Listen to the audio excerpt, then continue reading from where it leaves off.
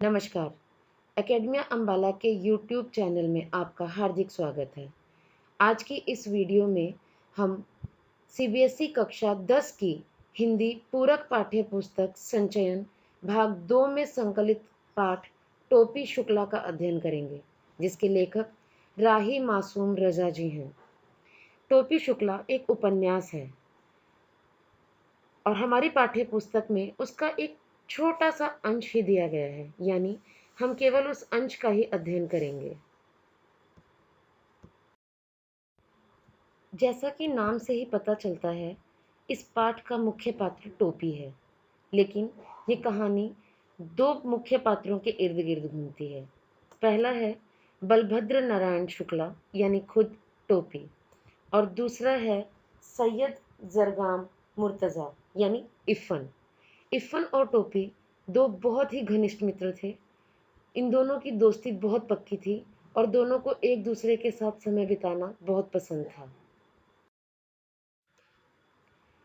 क्योंकि इफ़न इस कहानी का एक मुख्य पात्र है, तो आइए शुरुआत करते हैं इसके परिवार के परिचय के साथ। इसके परिवार में अम्मी, अब्बू, एक दादी और एक छोटी बहन है।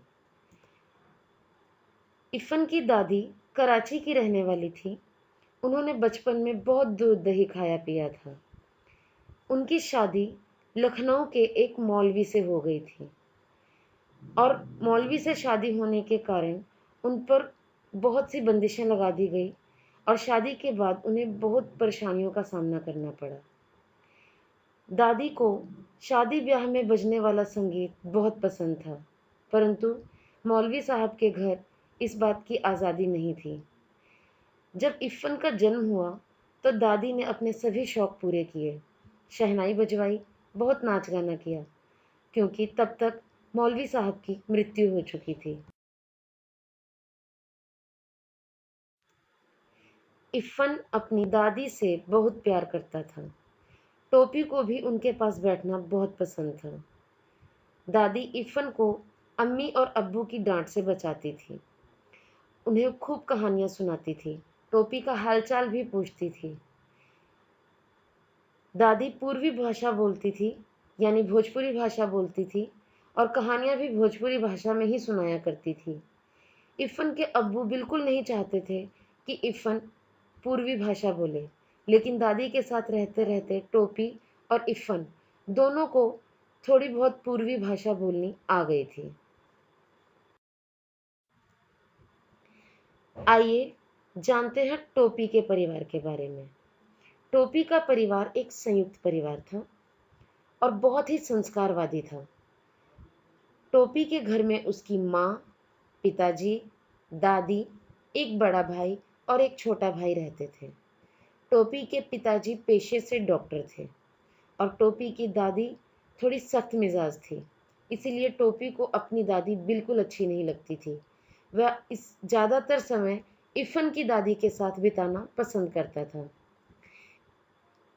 उसका इफ़न के घर अक्सर आना जाना था, इसलिए उसकी भाषा में उर्दू के शब्दों का मेल जोल आ गया था। एक दिन टोपी ने बैंगन का भरता मांगते समय अपनी माँ को अम्मी कहकर पुकारा, तो दादी को बहुत गुस्सा आया और दादी ने उसे बहुत डांटा। टोपी बहुत दुखी हुआ।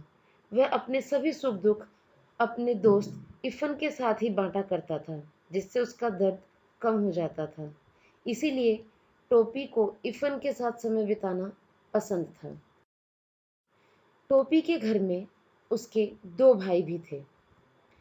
टोपी को लगता था कि घर में उससे कोई प्यार नहीं करता।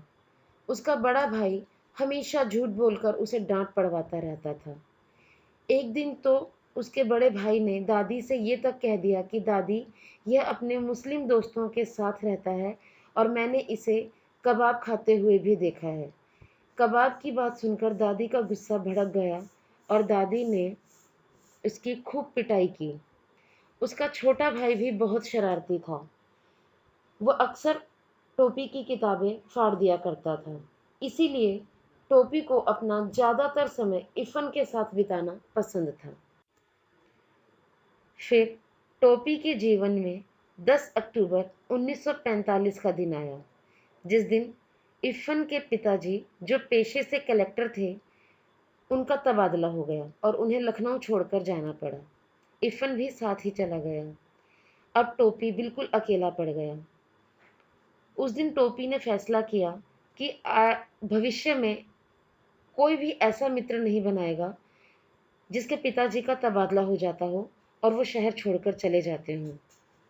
एक दिन टोपी बहुत उदास था। वह दोबारा से उसी कलेक्टर के घर में जा पहुंचा जहां पहले इफ़न रहा करता था। वहां अब कोई दूसरा कलेक्टर आ गया था। घर के बाहर कलेक्टर के बच्चे क्रिकेट खेल रहे थे। उन बच्चों के साथ टोपी की बहस हो गई। उन बच्चों ने टोपी को मारा भी, धक्का भी दे दिया और टोपी को कुत्ते से भी कटवा दिया, जिसके कारण उसे 9 सुइयां लगवानी पड़ी। टोपी पढ़ाई में बहुत होशियार नहीं था। वह 9वीं कक्षा में 2 बार फेल हो चुका था। पहले साल उसे घर में जरूरी काम आ गया था और दूसरे साल उसे टाइफाइड हो गया था, जिस कारण वह 9वीं कक्षा में 2 बार फेल हो गया। अब उसे कक्षा में बच्चे भी चिढ़ाने लगे क्योंकि उसकी 2 दर्जे पीछे के बच्चे उसके साथ पढ़ते थे। अध्यापक भी उसके नाम का उदाहरण देकर समझाने लगे, जो टोपी को बहुत बुरा लगता था। इसलिए टोपी उदास रहने लगा। फिर उसने फैसला किया कि वह खूब लगन से पढ़ाई करेगा और इस बार पास होकर दिखाएगा। परंतु इस साल भी पिताजी चुनाव में खड़े हो गए और घर में लोगों का आना जाना लगा रहा। घर में पढ़ाई का माहौल ही नहीं था। वह पढ़ाई में ध्यान ही नहीं दे पाया। चुनाव में पिताजी तो हार गए, परंतु टोपी तीसरे दर्जे से पास हो गया। टोपी बहुत खुश था और वह अपनी खुशी बांट ही रहा था। उसकी दादी ने व्यंग्यात्मक टिप्पणी करते हुए कहा कि वाह क्या रफ्तार है, भगवान बुरी नज़र से बचाए, तीसरे साल में ही सही लेकिन पास तो हो गया। दादी का ये ताना सुनकर टोपी बहुत दुखी हुआ। उसका खुशी का मौका दुख में बदल गया और वह फिर से पहले की तरह उदास और अकेला रहने लगा। आशा करती हूँ आपको यह पाठ भली भांति समझ में आ गया होगा और आप टोपी और इफ़न की दोस्ती को भी अच्छे से समझ पाए होंगे। इस पाठ को पाठ्य पुस्तक से अवश्य पढ़ें और उसमें दिए गए प्रश्नों को हल करने का प्रयास भी करें। धन्यवाद।